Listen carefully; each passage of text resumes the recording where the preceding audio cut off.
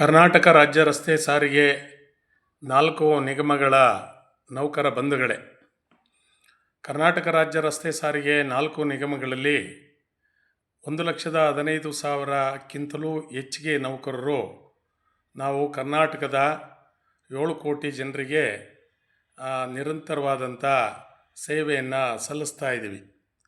ಈ ನೌಕರರಿಗೆ ಶೇಕಡ 25 ವೇತನ ಹೆಚ್ಚಳ ಆಗಬೇಕು.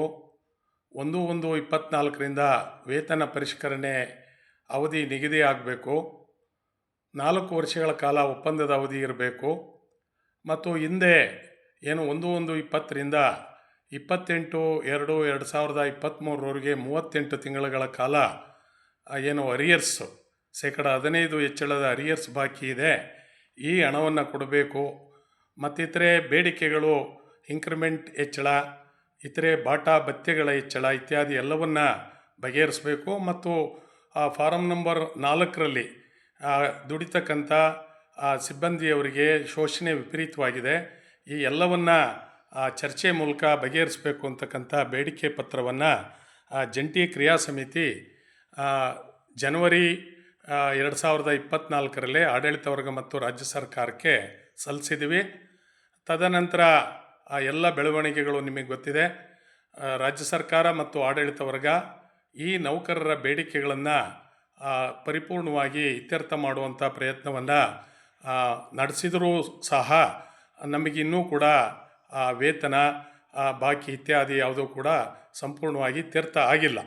ಈ ಹಿನ್ನೆಲೆಯಲ್ಲಿ ಸರ್ಕಾರದ ಜೊತೆ ಅಂದರೆ ಮಾನ್ಯ ಮುಖ್ಯಮಂತ್ರಿಗಳ ಅಧ್ಯಕ್ಷತೆಯಲ್ಲಿ 4 ಸಭೆಗಳು, ಮಾನ್ಯ ಸಾರಿಗೆ ಸಚಿವರ ಅಧ್ಯಕ್ಷತೆಯಲ್ಲಿ ಹಲವಾರು ಸಭೆಗಳು ಮತ್ತು ಆಡಳಿತ ವರ್ಗದೊಂದಿಗೆ ಕೂಡ ಸಭೆಗಳು ನಡೆದಿದ್ದಾವೆ. ಈ ಸಭೆಗಳಲ್ಲಿ ಕಾರ್ಮಿಕರ ಪರವಾದಂಥ ಎಲ್ಲ ವಿಚಾರಗಳನ್ನು ನಾವು ಆಡಳಿತ ವರ್ಗ ಮತ್ತು ಸಾರಿಗೆ ನಿಗಮಗಳ ಆಡಳಿತ ವರ್ಗ, ಸರ್ಕಾರದ ಅಧಿಕಾರಿಗಳು ಮತ್ತು ಮಾನ್ಯ ಮುಖ್ಯಮಂತ್ರಿಗಳು ಮತ್ತು ಸಾರಿಗೆ ಸಚಿವರು ಎಲ್ರಿಗೂ ಕೂಡ ನಾವು ಮನವರಿಕೆಯನ್ನು ಮಾಡಿಕೊಟ್ಟು ಸಾರಿಗೆ ನಿಗಮಗಳ ನೌಕರರಿಗೆ ಏನು ದುಡಿತಕ್ಕಂಥ ಶ್ರಮ ಫಲ ಇದೆ ಅದನ್ನು ಅವ್ರಿಗೆ ಕೊಡಬೇಕು ಅಂತಕ್ಕಂಥ ಒಂದು ಎಲ್ಲ ವಿಚಾರಗಳನ್ನು ಅವ್ರಿಗೆ ತಿಳಿಸಿದ್ದೀವಿ.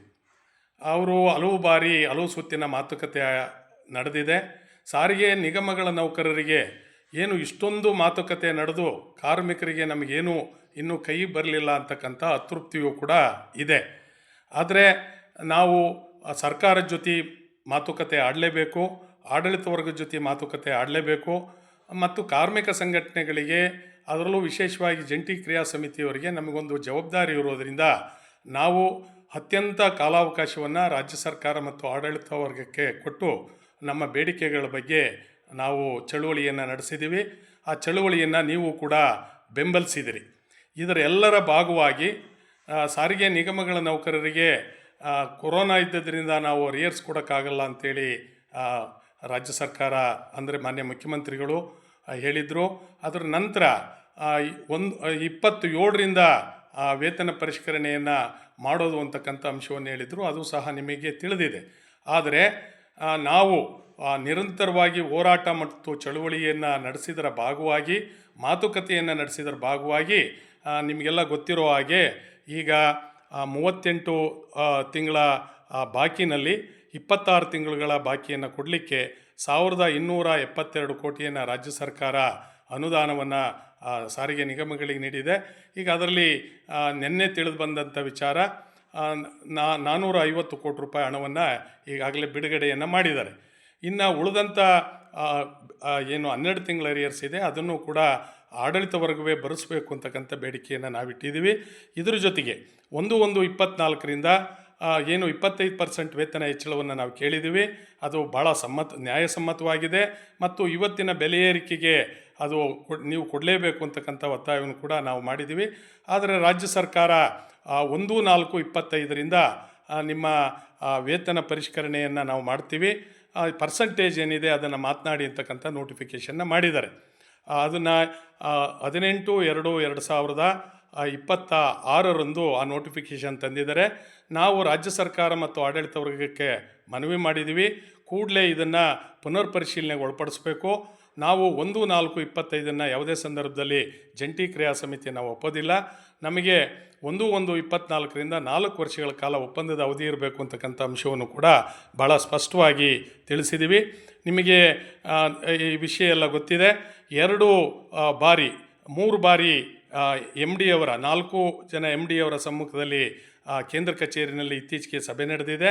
ಆ ಸಭೆಯಲ್ಲಿ ಅವರು 7% ವೇತನವನ್ನು ನಾವು ಕೊಡೋ ಶಕ್ತಿ ಇದೆ ಸಾರಿಗೆ ನಿಗಮಗಳಿಗೆ ಅಂತಕ್ಕಂಥ ಅಂಶವನ್ನು ಹೇಳಿದರೆ, ನಾವು ಇದನ್ನು ಸಾರಾಸಗಟು ತಿರಸ್ಕಾರ ಮಾಡಿದ್ವಿ. ತದನಂತರದಲ್ಲಿ ನಿನ್ನೆ ದಿನಾಂಕ 29/4/2026 ಮಧ್ಯಾಹ್ನ 2 ಗಂಟೆಯಿಂದ ಮಾನ್ಯ ಸಾರಿಗೆ ಸಚಿವರ ಅಧ್ಯಕ್ಷತೆಯಲ್ಲಿ ಕೇಂದ್ರ ಕಚೇರಿಯಲ್ಲಿ ಸಭೆ ನಡೆದಿದೆ. ಈ ಸಭೆಯಲ್ಲಿ ನಾವು ನಮ್ಮ ಬೇಡಿಕೆಗಳನ್ನು ಪುನರುಚ್ಚಾರ ಮಾಡಿದ್ದೀವಿ ಮತ್ತು ಭಾಳ ಸ್ಪಷ್ಟವಾಗಿ ಹೇಳಿದ್ದೀವಿ. ನಾವು 1/1/24 ನೀವು ವೇತನ ಪರಿಷ್ಕರಣೆಯನ್ನು 25% ಹೆಚ್ಚಳ ಮಾಡಬೇಕು ಅಂತಕ್ಕಂಥ ಅಂಶವನ್ನು ಹೇಳಿದ್ದೀವಿ.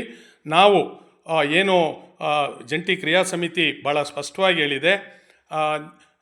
ಹಿಂದೆ ಕರೋನಾ ಇದ್ದಂಥ ಸಮಯದಲ್ಲೇ ಅಂದಿನ ರಾಜ್ಯ ಸರ್ಕಾರ ಸಾರಿಗೆ ನಿಗಮಗಳ ನೌಕರರಿಗೆ 15% ವೇತನ ಹೆಚ್ಚಳವನ್ನು ಮಾಡಿದೆ. ಸೊ ಅದಕ್ಕಿಂತ ಹೆಚ್ಚು ಅಂದರೆ 25%ವರೆಗೂ ಸಾರಿಗೆ ನಿಗಮಗಳ ನೌಕರರಿಗೆ ನೀವು ವೇತನ ಪರಿಷ್ಕರಣೆಯನ್ನು ಮಾಡಬೇಕು. ಬೆಲೆ ಏರಿಕೆಗಳು ವಿಪರೀತವಾಗಿದೆ. ಕಾರ್ಮಿಕರ ಜೀವನ ನಡೆಸ್ತಕ್ಕಂಥದ್ದು ತುಂಬ ಕಷ್ಟಕರವಾಗಿದೆ. ಮಕ್ಕಳ ವಿದ್ಯಾಭ್ಯಾಸಕ್ಕೆ ತುಂಬ ಅನಾನುಕೂಲವಾಗಿದೆ.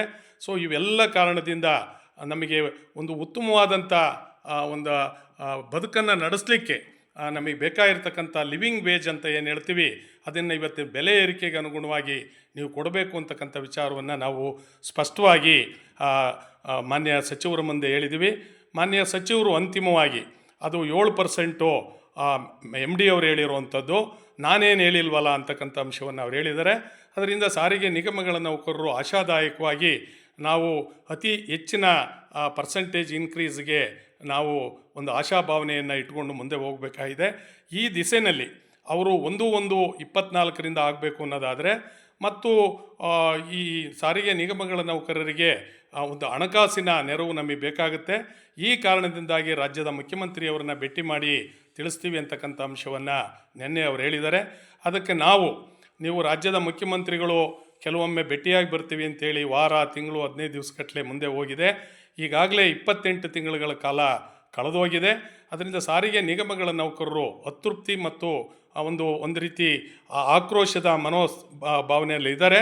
ಅದರಿಂದ ಕೂಡಲೇ ನೀವು ವೇತನ ಪರಿಷ್ಕರಣೆಯನ್ನು ಮಾಡಬೇಕು. ಮತ್ತು ಅದ್ರ ಜೊತೆಗೆ ನೀವು ಈ ರೀತಿ ಸಮಯ ತಗೊಂಡಿರೋದ್ರಿಂದ ನಾವು ಇದನ್ನು ಕಾಯಲಿಕ್ಕಾಗೋದಿಲ್ಲ. ಅದನ್ನು ನಾವು ಕಾರ್ಮಿಕರ ನಡುವೆ ಈ ವಿಚಾರವನ್ನು ತಿಳಿಸಿ ಕಾರ್ಮಿಕರು ಕೂಡ ಹೋರಾಟಕ್ಕೀಗ ಅವರು ಸಜ್ಜಾಗಿದ್ದಾರೆ. ನಮಗೆಲ್ರಿಗೂ ಕೂಡ ಅವರು ಮೆಸೇಜನ್ನು ಕೊಡ್ತಾ ಇದ್ದಾರೆ. ಎಷ್ಟು ಬಾರಿ ಅಂತೇಳಿ ನೀವು ಮೀಟಿಂಗಿಗೆ ಹೋಗ್ತೀರಿ, ನಮಗೇನೂ ಸೌಲಭ್ಯಗಳು ಕೈ ಸಿಕ್ಕಿಲ್ಲ ಅಂತಕ್ಕಂಥ ತೃಪ್ತಿಯನ್ನು ಅವರು ಹೊಂದಿದ್ದಾರೆ. ಆದ್ದರಿಂದ ನಾವು ಕೂಡ ನಮ್ಮ ಕಾರ್ಯಾಚರಣೆಗೆ ಹೋಗ್ತೀವಿ, ನೀವು ಕೂಡಲೇ ವೇತನವನ್ನು ನೀವು ಇತ್ಯರ್ಥ ಮಾಡಬೇಕು ಅಂತಕ್ಕಂಥ ಒಂದು ಒತ್ತಾಯವನ್ನು ಮಾಡಿದ್ದೀವಿ ಬಂಧುಗಳೇ. ಆದ್ದರಿಂದ ನಾನು ತಮ್ಮಲ್ಲಿ ವಿನಂತಿ ಮಾಡೋದು, ಇದೆಲ್ಲ ಆದ ನಂತರ ನಾವು ಜಂಟಿ ಕ್ರಿಯಾ ಸಮಿತಿ ಸಭೆ ಸೇರಿ ಮೇ 20ನೇ ಒಂದು ಮುಷ್ಕರವನ್ನು, ಅನಿರ್ದಿಷ್ಟಾವಧಿ ಮುಷ್ಕರವನ್ನು ನಡೆಸಬೇಕು ಅಂತಕ್ಕಂಥ ತೀರ್ಮಾನವನ್ನು ಸಾರಿಗೆ ನಿಗಮಗಳ ನೌಕರರು ಈ ಮುಷ್ಕರವನ್ನು ಅತ್ಯಂತವಾಗಿ ಯಶಸ್ವಿ ಮಾಡಬೇಕು ಅಂತಕ್ಕಂಥ ಒಂದು ಕರೆಯನ್ನು ಈ ಜಂಟಿ ಕ್ರಿಯಾ ಸಮಿತಿ ಕೊಟ್ಟಿದೆ. ನಾನು ನಿಮ್ಮಲ್ಲಿ ವಿನಂತಿ ಮಾಡ್ತೀನಿ, ಯಾವುದೇ ಗೊಂದಲಗಳಿಗೆ ಅವಕಾಶ ಇಲ್ಲದ ಹಾಗೆ ನಾವು ವೇತನ ಪರಿಷ್ಕರಣೆ ಮತ್ತು ನಮಗೆ ಬರಬೇಕಾಗಿರ್ತಕ್ಕಂಥ ಅರಿಯರ್ಸ್ ಏನಿದೆ ಇದನ್ನು ಪಡ್ಕೊಳ್ಳಿಕ್ಕೆ ನೀವೆಲ್ಲರೂ ಕೂಡ ಮುಂದಾಗಬೇಕು. ನಾವು ಸಾಕಷ್ಟು ಸಮಯವನ್ನು ರಾಜ್ಯ ಸರ್ಕಾರ ಮತ್ತು ಆಡಳಿತ ವರ್ಗಕ್ಕೆ ಕೊಟ್ಟಿದ್ದೀವಿ. ಕಾರ್ಮಿಕರಿಗೂ ಕೂಡ ಒಂದು ತಾಳ್ಮೆ ಅನ್ನೋದಿದೆ. ಸೊ ಈ ಸಂದರ್ಭದಲ್ಲಿ ನಮಗೆ ಪರ್ಯಾಯ ಇಲ್ಲದಲೇ ನಾವು ಮೇ 20ನೇ ದಿನಾಂಕವನ್ನು ನಿಗದಿ ಮಾಡಿ ನಿನ್ನೆ ರಾಜ್ಯದ ಮುಖ್ಯಮಂತ್ರಿಗಳಿಗೆ ನೋಟಿಸನ್ನು ನಾವು ಕೊಟ್ಟಿದ್ದೀವಿ. ಅದರಿಂದ ನೀವೆಲ್ಲರೂ ಕೂಡ ಇಡೀ ರಾಜ್ಯದಾದ್ಯಂತ ಸಾರಿಗೆ ನಿಗಮಗಳ ನೌಕರರು ನೀವು ಈ ಮುಷ್ಕರವನ್ನು ಯಶಸ್ವಿ ಮಾಡಲಿಕ್ಕೆ ನೀವು ಅಣಿಯಾಗಬೇಕು ಅಂತಕ್ಕಂಥ ವಿನಂತಿಯನ್ನು ನಾನು ಮಾಡ್ತಾ ಇದ್ದೀನಿ. ನಾವು ಜಂಟಿ ಕ್ರಿಯಾ ಸಮಿತಿಯ ಭಾಗವಾಗಿ ನಾವು ಈ ವಿಚಾರವನ್ನು ತಿಳಿಸ್ತಾ ಇದ್ದೀವಿ. ನಮಗೆ 1/1/24 ವೇತನ ಪರಿಷ್ಕರಣೆ ಆಗಬೇಕು, ಇನ್ಕ್ರಿಮೆಂಟ್ ಮತ್ತಿತರೆ ಭತ್ಯೆಗಳು ಹೆಚ್ಚಳ ಆಗಬೇಕು.